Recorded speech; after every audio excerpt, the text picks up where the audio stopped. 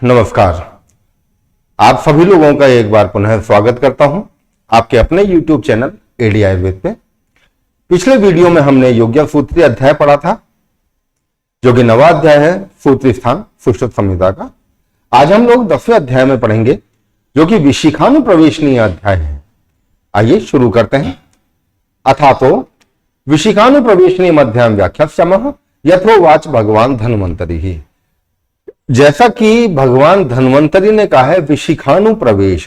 विशिखानुप्रवेश का अर्थ होता है कि जब आपने अपना सारा शास्त्र ज्ञान और शस्त्र ज्ञान ले लिया है और आप लोग चिकित्सा कर्म करने के लिए जा रहे हैं। चिकित्सा कर्म किसी भी प्रकार का, यहां चूंकि शल्यतंत्र की बात है इसलिए हम सर्जरी एस्पेक्ट में बात करेंगे।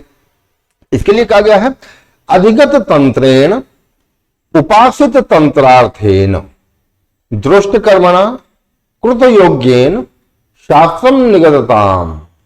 अधिगत तंत्रेण, जो शास्त्र आप लोगों ने पढ़ा है, जो हम सब लोग अभी पढ़ के आ रहे हैं, वो जिसका कि हमने अच्छी प्रकार से या शिष्य ने अच्छी प्रकार से जिसका मनन कर लिया है। आगे उपासित तंत्रार्थेन, जिस तंत्र को अर्थ सहित गुरु के पास बैठकर, उपासित गुरु के पास बैठकर जिसको अर्थ सहित ग्रहण कर लिया है। दृष्ट कर्मणा, जिसके लिए जितने भी कर्माभ्यास हैं, प्रैक्टिकल अप्रोच हैं, वो ले चुके हैं, चाहे वो किसी भी तरीके से ली गई है। और लास्ट के चैप्टर में जो बताया था योग्य सूत्रीय, उसके आधार पर भी पूरा का पूरा प्रैक्टिस की जा चुकी हो। कृत योग्यन, अच्छी प्रकार कार्य करना जानता हो, शास्त्रों को पढ़ा हुआ, बट राजा अनुज्ञातेन, राजा की अनुज्ञा से। राजा की अनुज्ञा से कैसे? जैसे कि आप सभी लोग किसी भी फील्ड में, मतलब किसी भी मेडिकल पैथी में, चाहे वो आयुर्वेद हो, होम्योपैथी, एलोपैथी या किसी भी प्रकार से अगर जाते हैं, तो वहां पे आप लोगों को 5.5 साल का including 1 year internship, rotatory internship जो होती है, वो करने के बाद में आप लोगों को पर्टिकुलर स्टेट में अपना रजिस्ट्रेशन करवाना पड़ता है। आज का समय की बात बता रहा हूं। तो वह जो रजिस्ट्रेशन है वह राजा की अनुज्ञा है कि आप ऑथेंटिक हैं ट्रीटमेंट देने के लिए। ठीक है, तो ये सारे के सारे काम जो कि वो किए जा चुके हैं, अच्छी प्रकार शास्त्रों का मनन कर चुका है और शस्त्र और शास्त्र दोनों में निपुणता हासिल कर चुका है, निपुणता प्राप्त कर चुका है उसमें। अब उसके बारे में बताया है कि उसके नीच नख रोमना, उसके बाल और जो नाखून है वो नीच हो, नीच नख है, सम्यक रूपेण कटे हुए हो, बेतरतीब बिखरे हुए न हो, या बहुत लंबे नाखून उसके नहीं बड़े हुए हों। शुचिना, पवित्र हो। शुक्ल वस्त्र परिहितेन, सफेद रंग के उसने कपड़े पहन रखे हैं, लाइक एप्रन, जो कि आजकल पहना जाता है। छत्रवता, उसके पास में छाता हो। दंड हस्तेन, दंड भी हो। कोई विशेष प्रकार के जो आध्यात्मिक संगठन है आज की डेट में भी, वो भी अपने हाथ में एक दंड लेके चलते हैं। जैसे कि गायत्री परिवार हरिद्वार वाले हैं, उनके जो लोग हैं उनके पास में भी एक दंड होता है जिसको ब्रह्म दंड बोला जाता है। यहां दंड का अर्थ डंडे से ही है, क्योंकि जहां हम दिनचर्या की बात करते हैं वहां भी छाता और ये डंडे वगैरह, ये लठ अपने पास में रखने चाहिए। उसका सबसे बड़ा ये है जो कारण बताया गया है उस समय के हिसाब से, वो केवल ये है कि अगर कोई जानवर वगैरह भी आ जाता है तो आप उसको भगा सकते हैं। छाते के बारे में कहा गया है कि तेज धूप से बचाव करता है, तो तेज बारिश से भी करता है और धूल से भी बचाव करता है, शास्त्रों में लिखा गया है ऐसा। ठीक है, आइए। सोपानत्केन अनुद्धत वेशेन, अच्छी प्रकार से सम्यक रूप से सुशील वस्त्र धारण किए हुए हो। सुमनसा, जिसके मन में किसी भी प्रकार का वैर भाव न हो, जो हमेशा अच्छे मन से सत्व युक्त समझता हो, सत्व युक्त सोचता हो। वो कल्याण अभिव्यवहारेण, कल्याण करने की जिसकी इच्छा हो। अकुहकेन, किसी भी प्रकार की ईर्ष्या करने वाला नहीं हो। हालांकि कुहक से जो मतलब है वो यहां पे बताया हुआ है, जो निबंध संग्रह व्याख्या में भी बताया हुआ है। कुहक का है जो शास्त्रहीन हो या जो परम अविश्वासी हो, जिसपे कि विश्वास न किया जा सकता हो, ऐसा व्यक्ति होना चाहिए। ठीक है, अब इसका मतलब ये नहीं है, कुहक का मतलब है जिसपे विश्वास न किया जाए। यहां है अकुहकेन, जिसपे कि विश्वास किया जा सकता है। वो उस ऐसे व्यक्ति को वैद्य रूप में चिकित्सा करनी चाहिए। ठीक है, आगे आइए।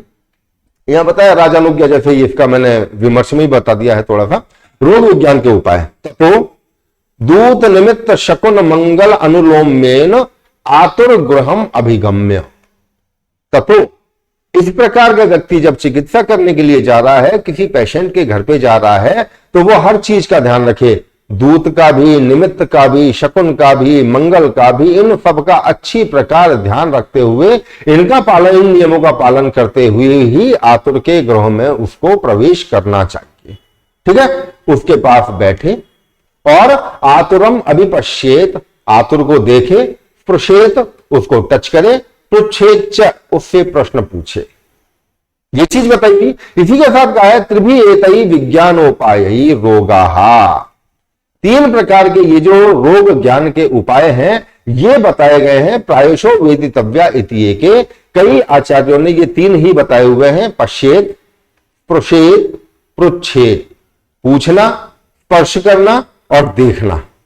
ठीक है, नीचे विमर्श में आ जाएगा ये वाली बातें। आइए, तत्व न सम्यक, पर ये तीन उपाय ही संपूर्ण रूप से रोग का पता लग सके उसके लिए नहीं है। मतलब तो ये तीन उपायों से ही हम संपूर्ण रोग का पता नहीं कर सकते हैं। तो आचार्य सुश्रुत क्या कहते हैं, षड्विदो हि रोगाणाम विज्ञानोपाय।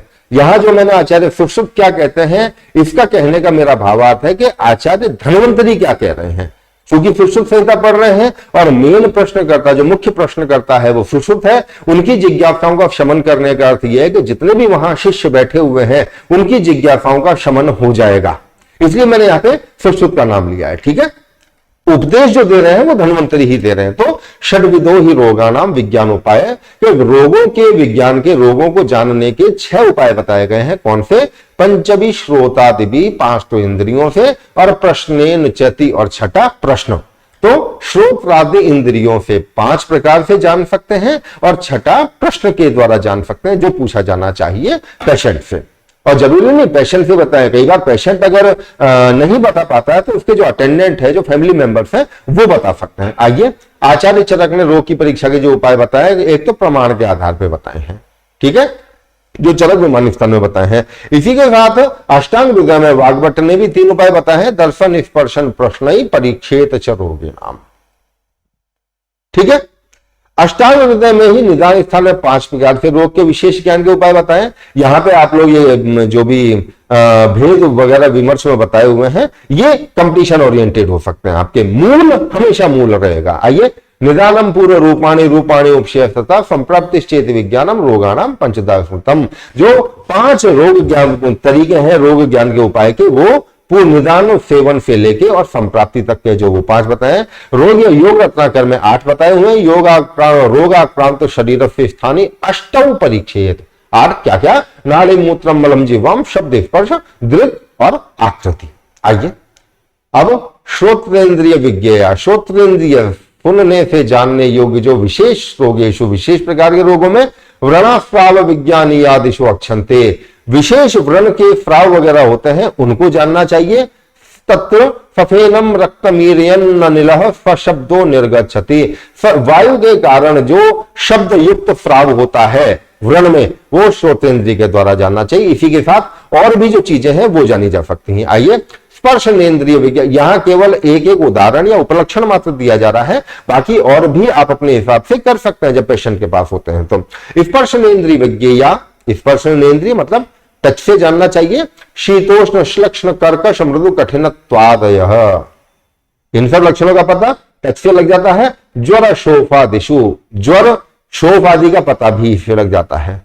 ठीक है, उष्णता है या नहीं है वो भी हमको टच से पता लगेगा, आगे बता दिया है। शीत, उष्ण, श्लक्ष्ण, कर्कश, मृदु, कठिनत्वात्। ठीक है, चक्षुरेंद्रिय विज्ञेय, आंखों से जो जानने योग्य है। शरीर, उपचय, अपचय, आयु, लक्षण, बल, वर्ण, विकारादयः, शरीर का उपचय, किस प्रकार की पुष्टता है शरीर में, अपचय, किस प्रकार की कार्ष्यता है शरीर में वो, और आयु, लक्षण, बल, वर्ण आदि के जो विकार हैं वो चक्षु इंद्रिय से जाने जा सकते हैं। रसनेन्द्रिय विज्ञेय, प्रमेहादिषु रस विशेषाः, रसनेन्द्रिय, यहां रसनेन्द्रिय का अर्थ है, यहां मतलब किसी भी प्रकार का अर्थ जो निकलता है वो केवल एक ही व्यक्ति विशेष को देखने के बाद में नहीं निकल रहा है, यहां किन्हीं और प्राणियों की भी अगर सहायता हो रही है तो वो भी नहीं, वो भी मायने रखती है।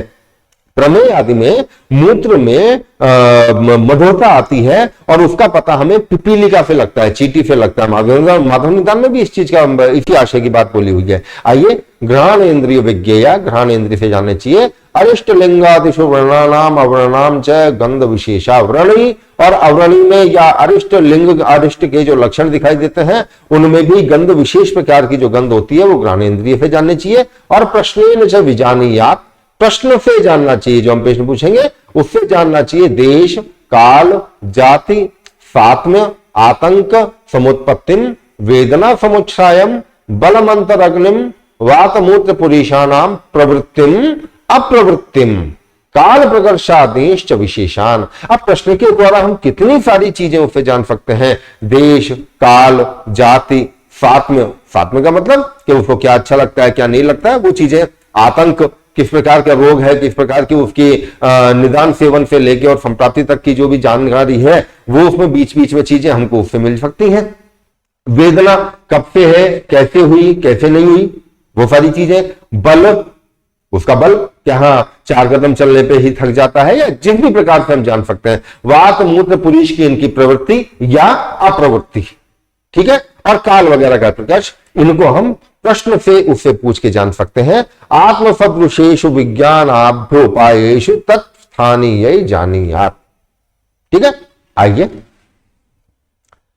प्रश्न के द्वारा जानने योग्य जो है ये विमर्श में है। आइए व्याधि और वैद्य का कर्तव्य। एवं अभिसमीक्ष, एवं अभिसमीक्ष। अब जितनी भी चीजें हमने देखी हैं, जितनी कितनी देखी है कि वो दूत आदि का जो मंगल है या शकुन वगैरह है उनको देख के पेशेंट के घर में गया, चिकित्सक डॉक्टर साहब पेशेंट के घर में गए। वहां पे जाके उन्होंने 6 प्रकार से रोग जानने के जो उपक्रम है वो किए। उन्होंने रोग को अच्छी तरह जाना और उस रोग को, उसके सारे लक्षणों को अच्छी तरह जानने के बाद में अब अभिसमीक्ष उनकी भली प्रकार परीक्षा करके साध्यान साधिए, जो साध्य व्याधि है उनका ट्रीटमेंट करना चाहिए। याप्यान यापियेत, जो यापिवादियां उनका यापन कर्म करना चाहिए। यापन कर्म मतलब उनका ट्रीटमेंट उसी हिसाब से करना चाहिए, ठीक है। असाध्या नई उपक्रमेत, और जो असाध्य है उनका उपक्रम नहीं करना चाहिए, मतलब उनका ट्रीटमेंट नहीं करना चाहिए। और इसी के साथ स्पेशल चीज दी है, परिसंवत्सरोत्थितांश विकारान प्रायशो वर्जयेत। और प्रश्न के दौरान उन्होंने काल पूछा या काल प्रकर्ष पूछा और व्याधि का जो समुत्थान है वो पूछा, और उसमें अगर ये पता लगता है कि 1 वर्ष से ज्यादा की ये व्याधि हो गई है तो उसको भी विकार असाध्यता की श्रेणी में मान लेना चाहिए। पर कुछ ऐसी व्याधियां भी होती हैं जो साल भर के बाद भी रहती हैं, शरीर में होती भी हैं, पर वो कोई नुकसान नहीं करती हैं। कैसे? आइए विमर्श में एक बात देखिए। 1 वर्ष के बाद में भी हानि नहीं पहुंचाती है, जैसे मशक, नीलिका, चाहे मोल वगैरह होते हैं या तिल वगैरह हो जाते हैं, वो शरीर में कोई नुकसान ही नहीं पहुंचाते हैं। हाँ है, स्किन पे है तो है, उनका होना या नहीं होना उसका कोई ज्यादा मैटर भी नहीं करता है। तो इस प्रकार की व्याधियां, ये भी एक व्याधि है। हालांकि क्षुद्र रोगों में भी अगर शामिल की जाती है तो भी व्याधि तो है, इसलिए साल भर के बाद में भी ये कोई दिक्कत नहीं करती हैं। कुछ ऐसी व्याधियां जो 1 वर्ष के बाद में सुख साध्यता को प्राप्त होती हैं, जैसे रक्तगुल्म। अब 1 वर्ष की काल मर्यादा भी क्यों बताई है रक्तगुल्म की? उसका सबसे बड़ा कारण यह है कि आचार्य सुश्रुत जो प्रेगनेंसी का जो टाइम मानते हैं वो 8-9 महीने से लेकर और 12 महीने तक भी मानते हैं, इसलिए साल भर के बाद की। और इसी प्रकार अर्जित के लिए कहा गया है कि 3 वर्ष के बाद में वह साध्य हो जाता है, ठीक है। आइए बहुत ही छात्र, चिकित्सक को मोह उत्पन्न नहीं होना चाहिए। मिथ्या दृष्टा विकारा ही दुराख्याता तथैव च। देखिए मिथ्या दृष्टा विकारा ही, अगर चिकित्सक ढंग से उसने शस्त्र ज्ञान या, और सॉरी अभी शस्त्र की बात मत लो, जिसने ढंग से शास्त्र ज्ञान नहीं प्राप्त किया, क्यों? सबसे पहले इसी चैप्टर में बताया गया अधिगत तंत्रेण, ठीक है, और उपासित तंत्रार्थेन। तो अधिगत तंत्र की जो बात आ रही है वो ये है कि अच्छी प्रकार से ज्ञान प्राप्त किया, और वो ज्ञान कैसे प्राप्त किया है कि गुरु के पास में बैठ के प्राप्त किया है। जितने भी उसको शंका समाधान थे वो शंकाओं का समाधान भी उसने तुरंत किया है, ना संशय युक्त है ना संदेह युक्त है, ठीक है, तो अगर उसने ढंग से पढ़ाई की है, ढंग से शास्त्र ज्ञान प्राप्त किया है, तो विकारों में मिथ्या दृष्टि कभी नहीं होगी। पर किसी भी कारण से हो सकता है कि मिथ्या दृष्टि हो जाए, या फिर दुहु आख्या तथैव च, या फिर पेशेंट रोगी अच्छी प्रकार से अपनी व्याधि के बारे में डॉक्टर को नहीं बता पाया हो। ठीक है, तो दुष्परिमृष्टाश्च मोहेयु चिकित्सकम, अगर ढंग से नहीं पता किया है तो चिकित्सक मोह को प्राप्त हो जाता है। मोह को प्राप्त इसलिए कि पेशेंट ने सारे सिम्टम नहीं बताए, अब वो भी चिंता में कि भाई इसके ये लक्षण तो है नहीं, शास्त्रों में ये पढ़ा हुआ है, वो भी चीज हो सकती है। दूसरा, अच्छी प्रकार अगर शास्त्र नहीं पढ़े हुए हैं तो वहां जो अभी हम षड्विध विकार रोग ज्ञान के जो उपाय पढ़ के आए उसमें प्रश्न था, उसमें इतनी सारी चीजें बताई हुई थी जिनमें जाति भी थी, काल भी था, देश भी था। ठीक है, उनके बारे में भी जानना बहुत ज्यादा आवश्यक है। अगर वो भी नहीं जान पाया तो भी चिकित्सक मोह को प्राप्त होता है। ठीक है, आइए साध्य व्याधियों के असाध्य होने की परिस्थितियां। अब सबसे बड़ी बात यह है कि साधन साधियत याप्यान याप्येत, जस्ट पहले वाले श्लोक में, श्लोक का भावार्थ वही जो मैं पहले वीडियो में बता के आ चुका हूं आपको, तो पहले वाले ही में बताया हुआ है 7वें नंबर में। पर कुछ ऐसे भी लोग होते हैं, ऐसे भी व्यक्ति होते हैं जिनकी जो साध्य व्याधियां हैं वो भी असाध्यता या कुछ साध्यता की श्रेणी में चली जाती हैं। कैसे? तत्र साध्या अपि व्याधय प्रायेण एषाम दुष्चिकित्सतमा भवन्ति। कुछ ऐसे व्यक्ति होते हैं जिनमें की साध्य व्याधियां होती हैं, वो भी असाध्यता की श्रेणी में चली जाती हैं। वो कौन कौन से होते हैं? श्रोत्रिय, नृपति। श्रोत्रिय मतलब जो पूजा पाठ करता है, वेद पाठ करता है, कर्मकांडी वगैरह जो होता है वो। नृपति राजा या राज परिवार का सदस्य। स्त्री, बाल, वृद्ध, भीरु, राजसेवक, कितव, अंडरलाइन करना कितव। ठीक है, दुर्बल, वैद्य विदग्ध। ठीक, आगे व्याधि गोपक, दरिद्र, कृपण, क्रोधना नाम अनात्मवत। ठीक, और अनाथा नाम। ये इस प्रकार के जो लोग होते हैं उनमें साध्य व्याधियां भी असाध्यता की ओर चली जाती हैं। कैसे? वेद पाठी व्यक्ति है, वो अपने कर्मकांड में लगा हुआ है, और आपने चरक में भी पढ़ा हुआ है कि वेगान धारिये धीमान जातान, कि जो जातान मतलब कि जो उपस्थित हुए वेग हैं उनको अगर रोका जाता है, ठीक है, जो अधारणीय वेग बताए हुए, तो ऐसे वेगों को धारण नहीं करना चाहिए। और इनमें कुछ लोग ऐसे होते हैं जिनको मजबूरी में वेग धारण करना पड़ता है, जिसमें कि श्रोत्रिय भी है। हालांकि जब हम इसके विमर्श में आएंगे तो वहां पे देखेंगे चरक ने भी सदातुर का उल्लेख किया, मतलब जो कभी भी पूर्ण रूपेण ठीक हो ही नहीं सकते वो है सदातुरा में श्रोत्रिय, राजसेवका, वैश्या और सहपर्णजीवी भी। ये चार है जिनको कि वो बोला हुआ है, क्या कहते हैं, सदा रोगी बोला कि ये पूरी तरीके से ठीक नहीं हो सकते। क्यों नहीं हो सकते ये भी बता दूंगा अभी। आइए, श्रोत्रिय बताया, नृपति राजा। अब राजा की चिकित्सा करने में थोड़ी दिक्कत भी रहती है। क्यों? पहली बात, जो जनरली माना जाता है सनातन परंपरा शास्त्रों में माना जाता है कि राजा एक सोफिस्टिकेटेड, बहुत कमजोर सा व्यक्ति माना जाता है। कमजोर मानसिकता से नहीं, जो बहुत ज्यादा ही अब इसका पर्टिकुलर टर्म तो मुझे याद नहीं आ रहा है, पर सोफिस्टिकेटेड की आप बात कर सकते हैं। इसी प्रकार स्त्री, बाल, वृद्ध, ये सब अवर सत्व के। भीरु मीन्स डरपोक। ठीक है, राजसेवक इसलिए नहीं हो सकता पूरी तरीके से ठीक, या साध्य व्याधियां उसके असाध्यता की श्रेणी में इसलिए जाती हैं कि मान लो उसको कोई व्याधि है और उसके बावजूद भी अगर उसको कहीं जाना पड़ता है राजा के कार्य से, या राजा उसको बुलाता है तो उसको जाना पड़ेगा। ठीक है, इसलिए वो अपनी व्याधि छोड़ के भी जाता है। केवल वो चीज है कितव। कितव का अर्थ हिंदी में मैंने धूर्त भी लिखा है, पर कितव का अर्थ ये भी होता है कि जिसको जुआ खेलने का शौक हो। गैम्बलर जो होता है ना, द्यूत क्रीड़ा, उसको भी कितव बोला जाता है। दुर्बल, वैद्य विदग्ध। वैद्य विदग्ध का मतलब अपने आप को ही समझा कि नहीं मैं तो यूट्यूब देख देख के और मैं ही डॉक्टर बन जाऊंगा, मैं ही डॉक्टर बना हुआ हूं, डॉक्टर साहब तो क्या जानते हैं, कुछ नहीं जानते हैं, ऐसा व्यक्ति। व्याधि गोपक, जो व्याधि को छुपाने वाला हो। गोपक मीन्स छुपाने वाला, व्याधि को गुप्त रखता हो, जो अभी अपन ऊपर पढ़ के आए हैं इस प्रकार से। मिथ्या दृष्टा विकारा ही दुराख्याता तथा, तो दुराख्याता जो संपूर्ण बीमारी के बारे में ना बताए, कोई भी चीज छुपा जाए, ऐसा दरिद्र, कृपण, कंजूस, ट्रीटमेंट लेगा ही नहीं। दरिद्र और कृपण में सबसे बड़ा अंतर यह है कि दरिद्र के पास में पैसा नहीं होता है या बहुत कम होता है, पर कृपण के पास में पैसा पर्याप्त या प्रचुर मात्रा में होता है, परंतु वह किसी भी काम में खर्च नहीं करना चाहता है। क्रोधना नाम अनात्मवता, जिसका अपने आप में कंट्रोल नहीं है, जो कि बताया हुआ है ना, किताब का नाम तो मुझे ध्यान नहीं है, लोलिमराज की है कि पथ्ये सति गदार्थस्य किम औषध निषेवनहि और अपथ्ये सति गदार्थस्य किम औषध निषेवनहि, वो वाली बात की जिसको अपने आप के ऊपर कंट्रोल ही नहीं है, तो जिसको बीमारी हो रही है उसके बावजूद भी अगर उसका मन करता है कि नहीं मुझे खाना है कुछ भी जो कि उसके लिए लाभदायक नहीं है, वो फिर भी खाए।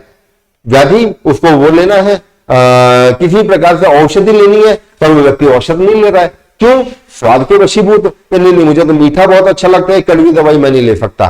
दैट इज अनात्मवता। और अनाथा नाम, जिसके पास में कमी हो, किस प्रकार की? अटेंडेंस की कमी हो, ऐसा व्यक्ति। आइए नीचे विमर्श में यह बताई दिया है भगवती छात्र।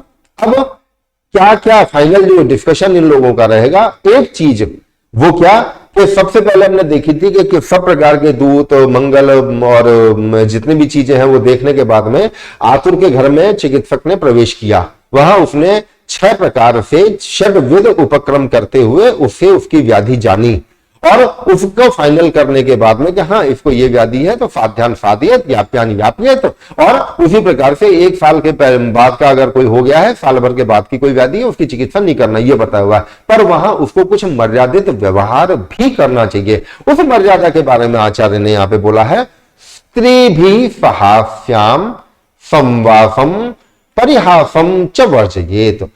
उस घर में, चिकित्सक के घर में स्त्रियों के साथ में बैठना, उनके साथ में बातें करना, हंसी मजाक करना,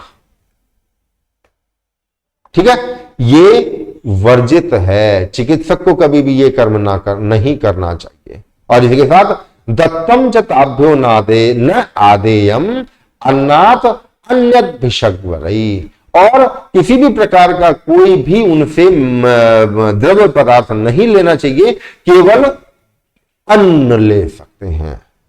इस चीज से इंडिविजुअली मैं सहमत नहीं हूं। हालांकि शास्त्र गलत नहीं है, उस समय के हिसाब से उन्होंने बिल्कुल नीति शास्त्र के आधार पे, सदवृत्त के आधार पे सब कुछ बता दिया। पर सबसे बड़ी जो चीज है वो ये है कि आज के समय में जब भौतिकवादी ही सोच पूरी चल रही है, तो इस चीज के आधार पे नहीं चला जा सकता। अगर आप अच्छे चिकित्सक हैं तो आपको कुछ ना कुछ पेशेंट से लेना ही चाहिए, द्रव्य रूप में, चाहे वो फीस हो, चाहे मेडिसिन के पैसे हो या कुछ भी, ठीक है। बाकी सबकी अपनी अपनी मर्जी है। इतनी सुश्रुत संहितायाम सूत्र स्थाने विशिखानुप्रवेश नियो नाम 10वां अध्याय, 10वां अध्याय विशिखानुप्रवेश नाम का यहां पे समाप्त हुआ। यह हमारा 10वां अध्याय। थोड़ा वीडियो बनाने में देरी हो गई थी, कुछ परिस्थितियां ऐसी थी। जो अगला वीडियो है वो क्विक रिवीजन के हिसाब से जो प्री पीजी का एग्जाम होने वाला है, उसमें जो भी स्टूडेंट्स हैं उनको ध्यान में रखते हुए, कंसंट्रेट करते हुए एक विचार है कि उनका रिवीजन फटाफट हो सके, उसके आधार पे और उसके लिए उनको लाभ मिल सके, उसके लिए बनाएंगे। आप लोगों से अभी भी मैं रिक्वेस्ट करता हूं कि मेरे चैनल को ज्यादा से ज्यादा संख्या में सब्सक्राइब करें, शेयर करें, लाइक करें। अगर किसी को फिर भी कोई समस्या अगर आ रही है, किसी प्रकार की प्रॉब्लम है, तो ये नंबर मेरा स्क्रॉल हो रहा है, आप इस पे व्हाट्सएप भी कर सकते हैं मुझे। Thank you.